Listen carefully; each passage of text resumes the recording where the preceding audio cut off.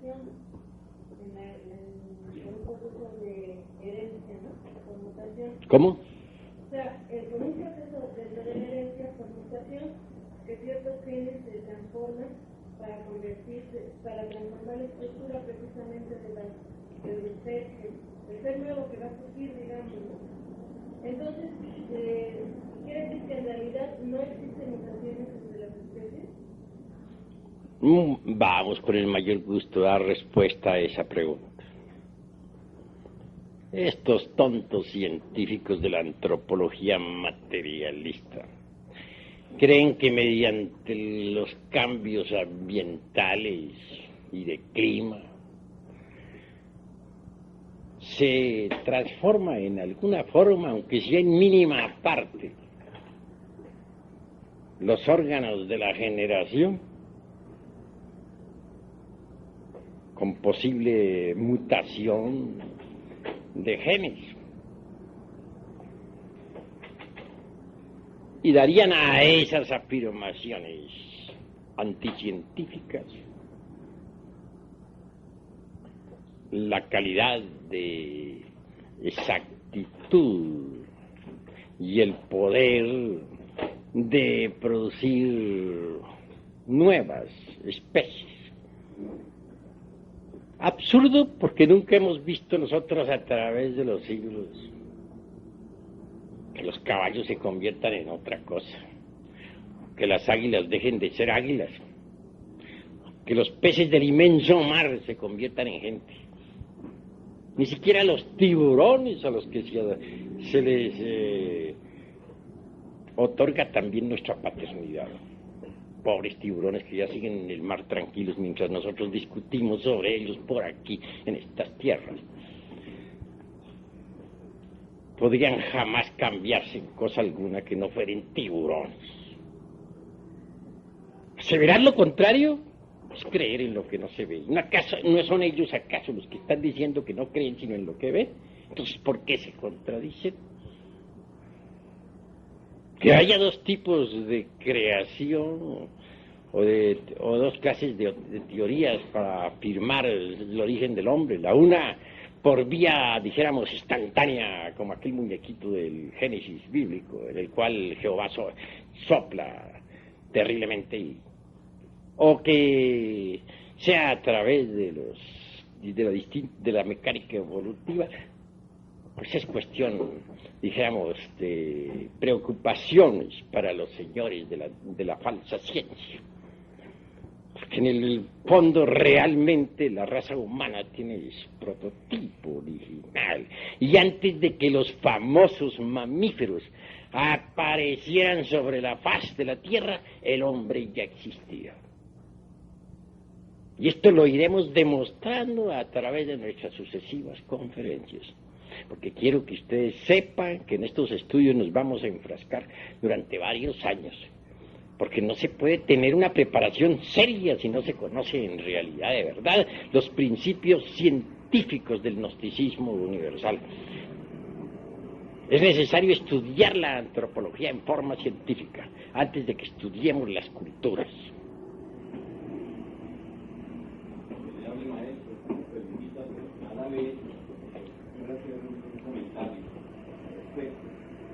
Evidentemente, a través de la simple lógica dialéctica y la lógica matemática, siendo riguroso, esto ha demostrado de que la ciencia actual se contradice a sí misma, se contradice. Dice que no creen sino en lo que ven y precisamente afirman cosas que nunca se han visto.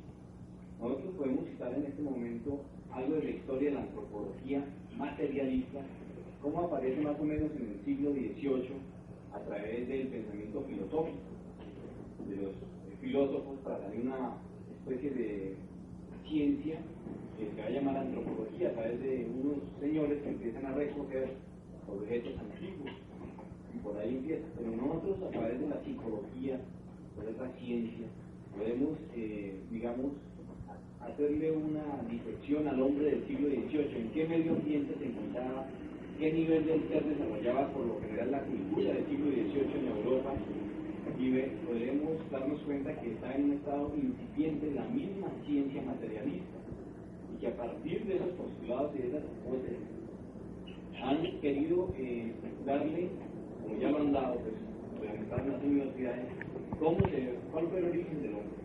Y la arguyen con gran prosopopeya y con gran énfasis, afirmando lo que el maestro ha citado, afirmando pues de que en el Mioceno, en el Plioceno, se dieron tales los catarrinos, los lemurios, el proceso evolutivo en el cual a través de otra ciencia que es la filogenia, afirman de que esos genes en un determinado momento por ambientación, por clima, como bien el maestro lo ha citado, a través de las 4 glaciaciones, han tenido mutaciones que van generando nuevas características en las estructuras, en la estructura misma. Esto todo ya está demostrado por lógica que no es posible. Mi pregunta que viene a todo esto, maestro, es si para nosotros, los instructores, podemos llegar a demostrar, podemos hacerle frente, digamos, a la antropología física a través de una lógica, mostrarle que es ilógico mismo, también nos va a quedar un poco difícil demostrar a nosotros en el estado y en el nivel de ser que nos encontramos, demostrar lo contrario, demostrar la antropología, no, demostrar de que los siguientes postulados que vamos a ver en las siguientes conferencias. Mi pregunta sería, ¿qué actitud propia debe tener el investigador gnóstico a partir de este instante? Que no sea una actitud similar a la de la ciencia materialista, o sea, nosotros asegurar cosas que no hemos visto tampoco, ¿no? ¿Qué actitud debe tomar a partir de esta conferencia en adelante el estudiante? Pues a partir de estas conferencias el estudiante gnóstico debe desarrollar precisamente las facultades que le permitan investigar la geología en sus formas más profundas, lo mismo que la filogenia. Indubitablemente la ciencia de la meditación, tal como nosotros la vamos dando, permitirá a nuestros estudiantes llegar a ser verdaderamente idóneos en la investigación. Eso es obvio. En cuanto a lo que estos señores, pues, a las afirmaciones de estos señores, claro que serán descuartizadas a través de nuestras distintas conferencias. Nunca jamás se ha visto que mediante la selección sexual genética un hombre se convierte en caballo, o un caballo se convierte en hombre, o que de un lemúrico salga un hombre. Todas las suposiciones de la rueda esa de nuestros antecesores, incluyendo el tiburón, que no se escapa tampoco,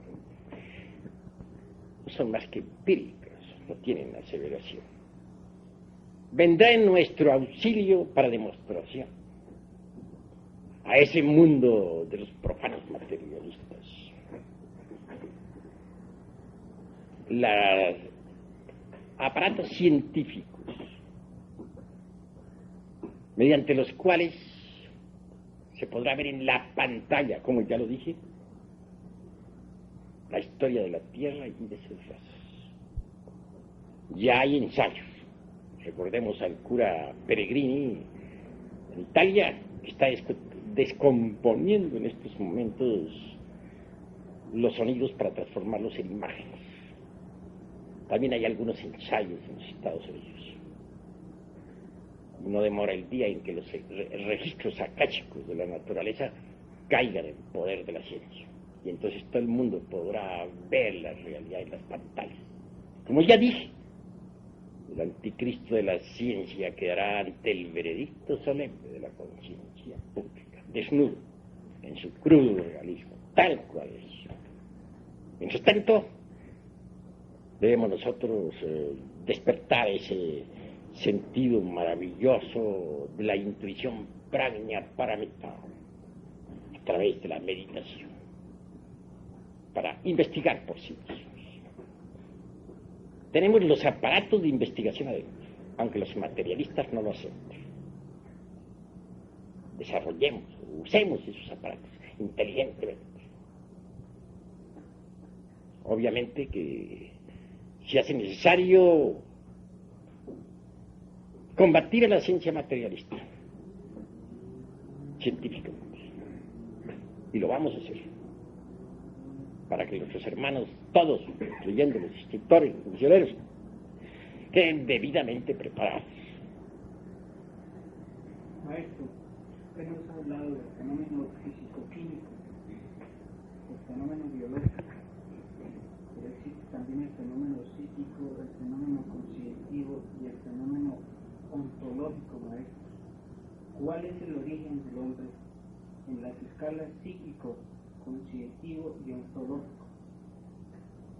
Si nosotros vamos a cerrarnos completamente a la banda, como se dice, ¿no?, como lo hacen los antropólogos materialistas, quedaríamos más que con los ganglios del cerebro, la materia gris como perceptivas de los fenómenos psicoquímicos. Pero si ahondamos en todas estas cosas a fondo, venimos a descubrir precisamente que estos tres fenómenos de los cuales tú hablas, o sea, el psicoquímico, el conscientivo y el ontológico, como escalas distintas de los niveles del ser. El psicoquímico o el químico que sirve de fundamento pues a lo psíquico para constituir lo psicosomático, obviamente está presente y todos ustedes lo han entendido o comprendido. En cuanto al conscientivo, realmente yo les digo a ustedes lo siguiente: el conscientivo tiene, dijéramos, un upadi, una base para la expresión sensible, cuál es el asiento vital de la vida orgánica.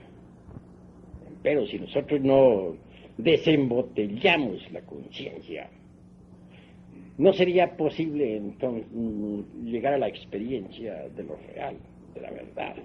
Y no solamente tenemos que desembotellar la conciencia, sino la mente y la voluntad. Tenemos que convertirnos en individuos idóneos para la investigación, porque en realidad, de verdad, dentro del ego, dentro de los agregados psíquicos inhumanos que llevamos dentro, tenemos nosotros la embutida, la mente y la voluntad y la conciencia.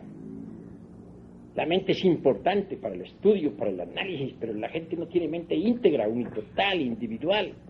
La gente tiene la mente dispersa, embotellada entre los distintos elementos psíquicos indeseables. Por estos tiempos se habla, por ejemplo, mucho de dinámica mental. ¿Cómo puede uno realmente llegar a la cuestión esa de la dinámica mental, ejercerla con maestría, si tiene la mente embotellada entre los distintos elementos inhumanos que lleva en su interior? Es obvio que debe desintegrar tales elementos para tener mente íntegra, total, no dividida por el proceso de la opción, no dividida por por el proceso electivo, una mente que realmente se manifiesta en forma íntegra. Y en cuanto a la conciencia en sí misma, la conciencia, pues, los tres aspectos, la conciencia es el último que dices tú. En el punto de vista ontológico tenemos que ir mucho más allá, tenemos que pasar la cuestión del ser en sí mismo, porque lo ontológico es más profundo, se refiere al ser y a sus distintas partes autónomas y autoconscientes. Si uno no despierta la conciencia, nada puede saber de sí mismo, de su propio ser. Así pues es necesario despertar completamente la conciencia. Por ejemplo, veamos, mucho se habla por estos tiempos sobre filogenia. Pero ¿cómo podría conocerse la filogenia si no estudiamos la ontogenia dentro del proceso fetal? Bien sabemos nosotros que en el vientre, dijéramos en el claustro materno, se repite exactamente toda la historia por la cual ha pasado el ser humano en sus procesos evolutivos e involutivos. Si quien quiera conocer la filogenia a fondo, debe estudiar la ontogenia. Y nadie podría en verdad penetrar dentro de los misterios de la ontogenia y llegar a la filogenia exacta, no a la filogenia materialista, si antes no ha despertado ciertamente en forma íntegra la conciencia. Y más aún, si no ha desembotellado la mente, si no ha logrado una mente íntegra, unitotal. Así que las clases que aquí hemos dado nosotros sobre psicología práctica, con fondo trascendental deben convertirse, dijéramos, en asiento de todas nuestras ocupaciones diarias para convertirnos en investigadores competentes de la ciencia gnóstica. Maestro, me queda otra inquietud con respecto a lo que se hablaba de mutaciones. Maestro, hay ciertas épocas, tal vez catástrofes, que permiten muchas veces que se crucen especies. ¿Cómo explicarle a la psicología humana, a los que desconocen totalmente el proceso del despertar de la conciencia gradual, que hay ciertas épocas en que las especies se pueden cruzar y dan origen a ciertas monstruosidades? Pues esto realmente es inasequible para la ciencia oficial. ¿Qué puede saber la ciencia oficial sobre el modo como esos tres factores, por ejemplo, como cuáles son las tres fuerzas primarias de la naturaleza y del cosmos, se polarizan?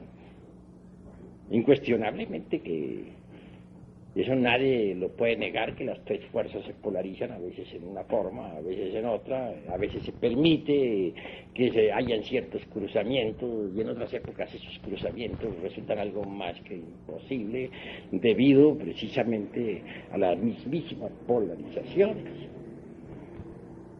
Por ejemplo, el chango, y esto que estoy diciendo no es para la conferencia, ni va a quedar grabado, lo que dijimos sobre la conferencia es hasta donde dije, aquí termina la conferencia. Por ejemplo, el chango, ya hablando aquí entre nos, pues indudablemente tiene origen humano. Fue una época en que cierta raza lemur humana y muy humana se mezcló con bestias de la naturaleza.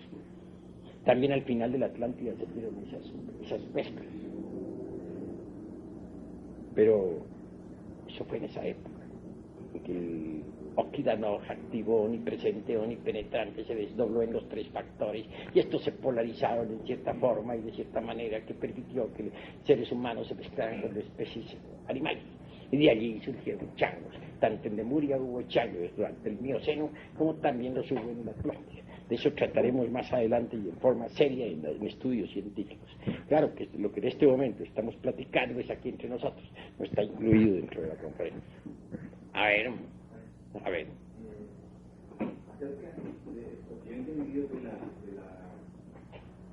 cuantificación de años atrás, geológica, o sea, la antropología se basa mucho en la geología para poder citar pues, el hombre antiguo en qué época apareció.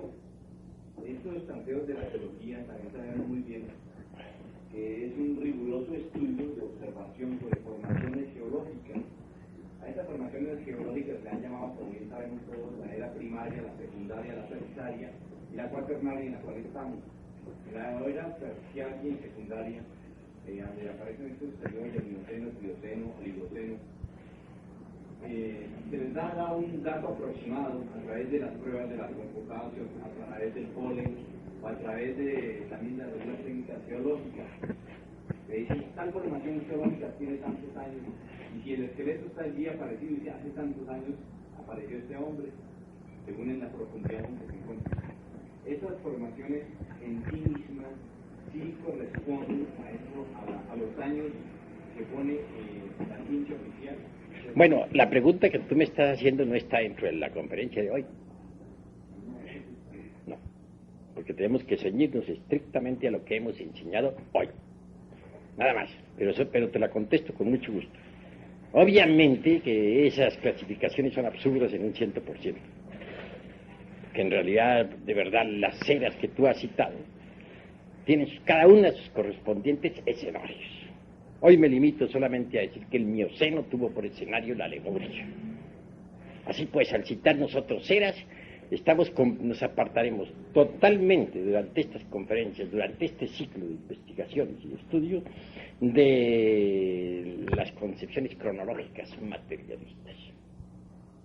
Vamos a ceñirnos estrictamente a la antropología gnóstica. A ver.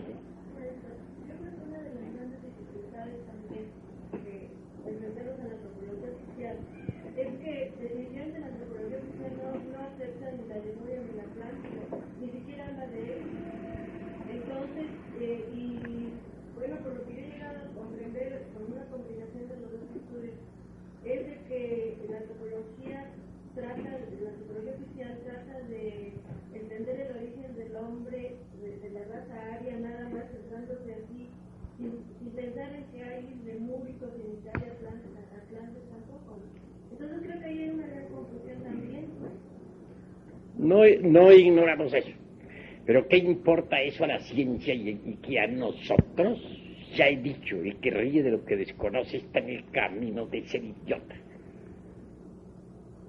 Que vamos a quedar nosotros también embotellados dentro de la famosa Pangea materialista, o vamos acaso nosotros a combinar la antropología gnóstica con la antropología de los ignorantes materialistas, enemigos del eterno. Jamás. Al contrario, nosotros vamos a combatir la antropología materialista con la antropología gnóstica y vamos a demostrar científicamente el absurdo de la antropología materialista. Ahora solamente me propongo, en realidad de verdad, prepararlos a ustedes para que queden lo suficientemente fuertes para la batalla. Dentro de algún tiempo, cuando estén preparados, en verdad retaremos públicamente la antropología materialista ante el veredicto solemne de la conciencia pública y científicamente los venceremos en el campo de batalla. Eso es todo. A ver. Perdone, maestro, que yo insisto en la misma pregunta, tal vez la expliqué mal. Yo digo que ya que vamos a combatir, ya que el maestro dice que vamos a combatir a la antropología científica en un tiempo con bases sólidas, la antropología física científica se basa, maestro, la base del hombre está en la tierra. O sea, los primeros estudios de antropología empiezan por la geología. Nosotros también debemos tener una claridad sobre la geología de este planeta, ¿no? La formación de este planeta. Ellos empiezan muy bien, nosotros sabemos que la antropología empieza explicando la formación del planeta. Después, explicando la aparición de la vida en el planeta y luego cómo la vida fue evolucionando ya de algas marinas a animales, a tiburones, así sucesivamente. ¿Cuál es? Mi pregunta volvía, esas selvas geológicas existen, las vamos a ver nosotros. Vamos a tener también una base a través del planeta. ¿Cómo podría ocurrirles a ustedes que fuéramos todos nosotros a estudiar la antropología, excluyendo la geología? ¿Sería eso tan absurdo como querer que un drama se representara sin escenario, en el aire, así porque sí? Todo el drama de la vida humana, toda la historia de la Tierra y de sus razas se ha desenvuelto dentro de distintos periodos geológicos. Por tanto, a través de estos estudios se van contemplando esos periodos geológicos.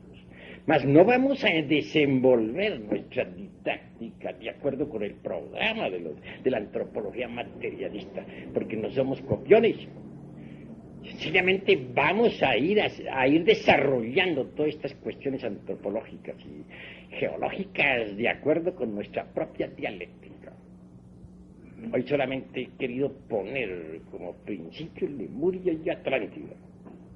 Los estudios que habrán de procesarse a través de nuestras exposiciones antropológicas irán echando cada vez más y más luz sobre la cuestión geológica de Lemuria y Atlántida y en general sobre los distintos procesos geológicos de la Tierra a través de los millones de años que han transcurrido.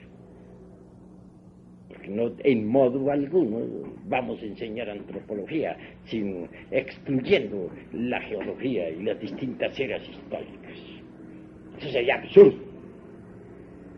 Así que se tenga en cuenta que nosotros no necesitamos tomar prestado nada de la geología, de la antropología materialista. Únicamente vamos a poner las cartas sobre la mesa y a demostrarle al mundo que la antropología materialista es falsa en un 100%. Eso es todo. A ver, háblelo. Quería referirme, venerable maestro, a algunas preguntas que se han hecho que demuestran, pues, en el fondo quizás algo de temor a las confrontaciones futuras que se tengan, ¿no?, con los antropólogos científicos. Yo diría, venerable, que no puede ser antropólogo aquel que no se conoce a sí mismo. Por ahí podríamos nosotros empezar a confrontar a la antropología científica. Usted estudia al hombre, usted se conoce a sí mismo. Usted quiere hallar el origen de la vida está en usted mismo. Póngase un pedazo de carne humana y se transforma en vida, investigue el origen de la vida en usted. ¿Para qué tiene que estar haciendo excavaciones para usted mismo? ¿No? Entonces nosotros realmente tenemos los métodos, la lógica trascendental, el conocimiento sublime que nos permitirá demostrar a los demás, no en base a simples lecturas, sino a investigaciones concretas. Ahora mi pregunta pues, era la siguiente. Se ha hablado de la selección natural, de la lucha. Bueno, pero ¿cuál es tu pregunta? Primero me planteas algo, eso no es pregunta. No, pero yo... Porque voy a contestar primero, luego viene la segunda. Tenemos que ser exactos en todo. Indudablemente, mis queridos amigos, hermanos, pues conociéndose uno a sí mismo, conoce el universo, conoce la Tierra, conoce todo lo que es, pero a los geólogos, a los antropólogos, materialistas, no los vamos a convencer con ese razonamiento. Es exacto para nosotros, pero ellos no lo entienden ni lo aceptan. Así pues a ellos vamos a combatir con nuestra dialéctica científica. Y eso es todo. Ahora habla tú. Bueno, se hablaba de la selección natural, maestro. Entonces nosotros hemos venido observando que algunas especies han desaparecido.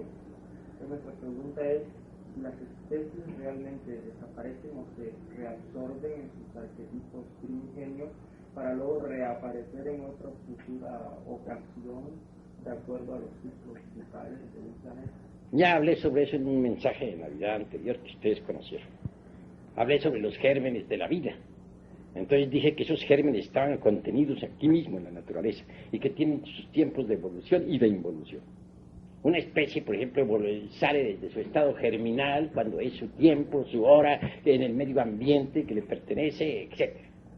Entonces se le ve en evolución. Cuando las condiciones del medio ambiente cambian, entonces esa especie involuciona y al fin desaparece, desaparece. Pero al desaparecer quedan sus gérmenes, suspensos en la atmósfera, en la naturaleza. Si se crearan artificialmente condiciones similares a las que existieron en aquella época, esa especie volvería a aparecer y luego desaparecería otra vez al desaparecer esas condiciones. Así pues que las especies, las gérmenes, todo lo que es, ha sido y será, tiene sus tiempos de manifestación y sus tiempos de pralaya. O sea que con esta explicación, maestro, se le da un golpe, digamos así, fulminante a este aspecto de la creación por selección natural. Pues sí. Los científicos materialistas tienen tan absurdos como suponer, por ejemplo, que las especies pueden tener cambios espontáneos, variaciones accidentales, y sin embargo ellos mismos han aceptado el dogma de que estamos en un universo de fuerza, de materia y de necesidad. ¿No es acaso esto incongruente y absurdo?